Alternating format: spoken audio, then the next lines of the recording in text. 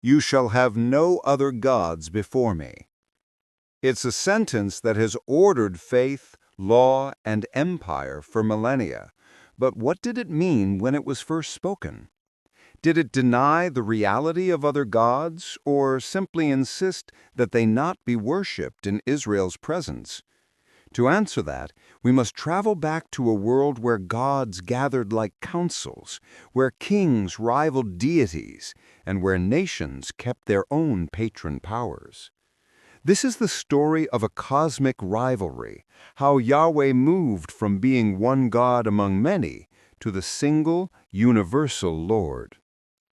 In the Bronze and early Iron Ages, the peoples of the Near East lived in a world thick with supernatural beings. Cities had patron deities. Temples and rituals maintained the favor of those gods. Ugarit, a coastal city at Ras Shamra, gave us an unprecedented window into this world. The Ugaritic texts reveal a pantheon headed by El, with a bustling council of lesser gods, a family of divine figures that debate, fight, and assign fates. Baal, the storm and fertility god, is a central figure in the Baal cycle. He fights the sea and death to secure rains and bounty.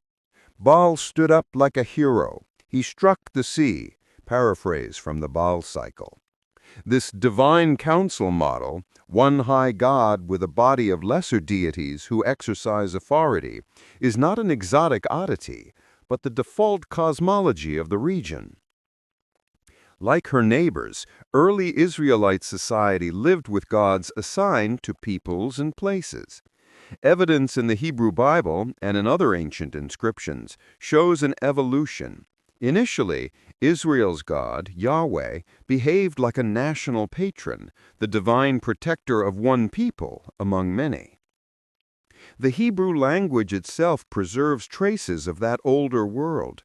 The word Elohim is grammatically plural, but used to denote the one God, a linguistic fossil from an age of divine plurality. One striking passage is Deuteronomy 32:8. Some ancient witnesses, the Septuagint and manuscripts among the Dead Sea Scrolls, read that the Most High divided the nations according to the sons of God, implying celestial beings assigned to nations, and that Yahweh's portion was Israel. This reading supports the idea that Israel's religion began within a divine council allotment worldview. The core legal moment in Israel's story is the giving of the Torah, the covenant laws. Exodus 20 contains the 10 Commandments. Verse 3 reads in Hebrew, Lo yichyeh lecha Elohim acherim al panai. Literally, you shall have no other gods before my face. The Hebrew phrase al panai has a powerful nuance. In my presence, or before my face. That phrasing suggests the original injunction is relational and cultic. Do not worship other gods in Yahweh's presence. Do not place other divine loyalties alongside him. In the earlier henotheistic context, other gods may be acknowledged in the cosmos. Israel is commanded to single-hearted loyalty. When Jewish scholars in Hellenistic Alexandria rendered the Torah into Greek, the Septuagint, 3rd, 2nd centuries BCE, they translated Exodus 23 as, "You shall have no other gods except me," language that more forcefully excludes rivals and slides the interpretive reading toward exclusive monotheism. Texts stage public contests to show whose deity is real. In 2 Kings 18, Elijah challenges 450 prophets of Baal on Mount Carmel. Baal's priests cry out, strike themselves, and fail. Yahweh answers by fire and restores the covenantal order. It's a theatrical unmasking. Baal could not deliver. Yahweh could. Psalm 82 depicts Yahweh standing in the assembly of God, judging gods, Elohim, for failing to administer justice and pronouncing they will die like men. It's a poetic courtroom in the divine council world, but with a twist. Yahweh strips these other beings of authority, a theological move toward singular sovereignty. By portraying Yahweh as judge over other gods, the psalmist is not necessarily proving other gods exist as equals. The language could be polemical. Yahweh is shown as superior, judging lesser divine agents who had been elevated in popular practice. As empires press in, Israel and Judah confront both political collapse and theological crisis. Kings like Hezekiah and Josiah attempt reforms to centralize worship, yet popular syncretism with Canaanite cults persisted. The decisive turning point, historians agree, is the Babylonian conquest and exile, the late 7th and 6th centuries BCE. The exile forced theological introspection. Removed from their land and temple, the Judean elite reinterpreted the past. Yahweh was not merely a national patron. The exile was explained as judgment for covenantal unfaithfulness.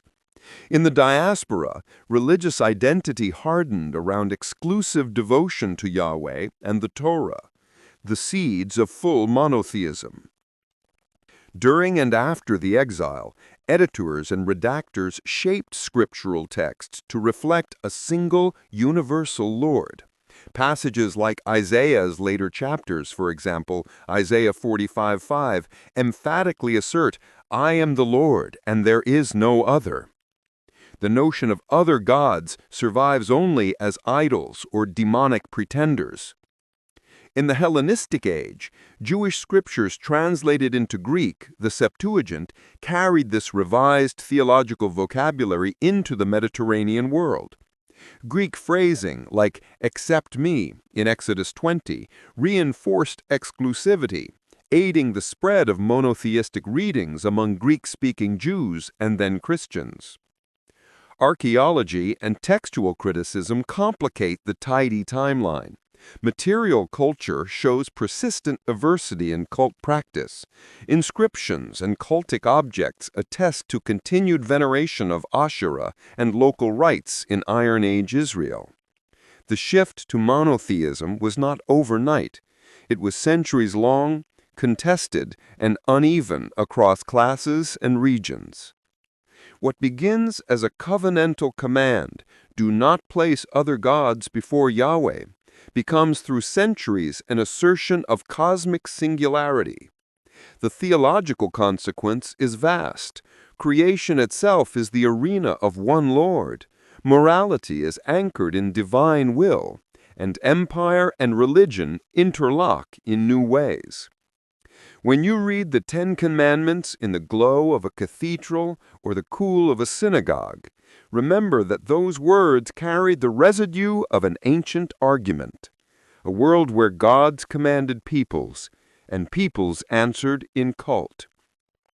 The commandment is less a metaphysical statement at its origin than a political and cultic injunction, an Israelite king god demanding exclusive loyalty. Over centuries, that demand became a metaphysical claim. There is only one God. Both readings shaped civilizations.